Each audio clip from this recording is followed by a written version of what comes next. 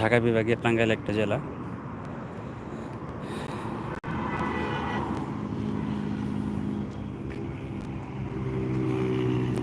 আসলে একটু যে হাঁটতে বেরোবেন তার কি কোনো উপায় আছে বলেন? খা খা রোদ আর খা খা গরম। আমি কিন্তু টাইটেলটা এমনিই দিই নাই। তো মানুষজন কিন্তু এখনো ছুটে চলছে গন্তব্যে।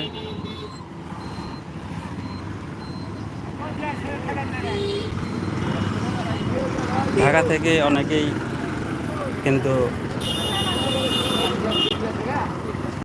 এখনো যার যার গন্তব্যে ছুটে চলছে, কারণ অনেকেই ঈদের আগে ছুটি পায় নাই, যার কারণে ঈদের পরে ছুটি পেয়েছে। কেউ বা ঈদের ছুটি শেষ করে ঢাকায় ব্যাক করছে।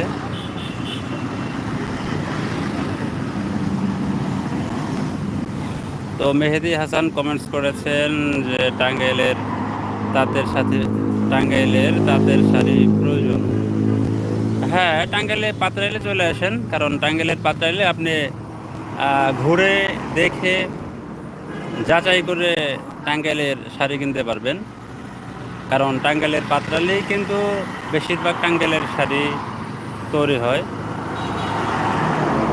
তাছাড়া অনেক শোরুম আছে পাতরাইল বাজারে, সেই ক্ষেত্রে ওই সকল শোরুম থেকেই কিন্তু আপনারা দেখে বিভিন্ন কোয়ালিটির শাড়ি নিতে পারবেন।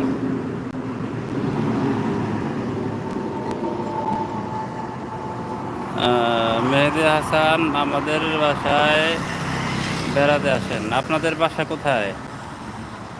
আপনাদের বাসা কোথায়, কোথা থেকে দেখছেন লাইভ ভিডিওটি কমেন্টস করে জানাবেন। খুলনা? ও আচ্ছা আচ্ছা, তাই।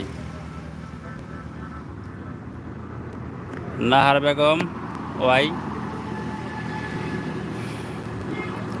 I love in Bangladesh, thank you so much. ভালো লাগলো আপনার এত সুন্দর একটি কমেন্টস দেখে।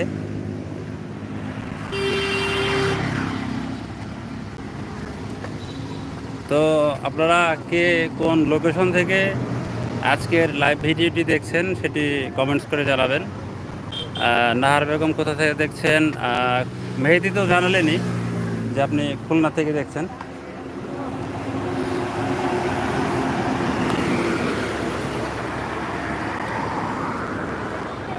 সবাই সাবস্ক্রাইব করে দেবেন চ্যানেলটি।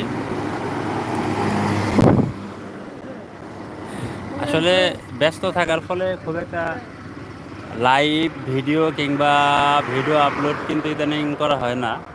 যেহেতু ছুটিতে আছি, একটু তো ফ্রি রিল্যাক্সে আছি, তো সেই ক্ষেত্রেই কিন্তু লাইভ ভিডিও দেয়া।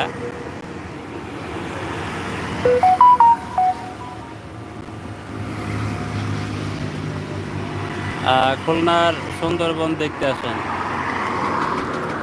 ধন্যবাদ। আসলে সুন্দরবনে কখনো যাওয়া হয় নাই, যাওয়ার একটা ইচ্ছা আছে। আমি মুন্সিগঞ্জে থাকি, মুন্সিগঞ্জ থেকে তো খুলনা যাওয়া সহজ।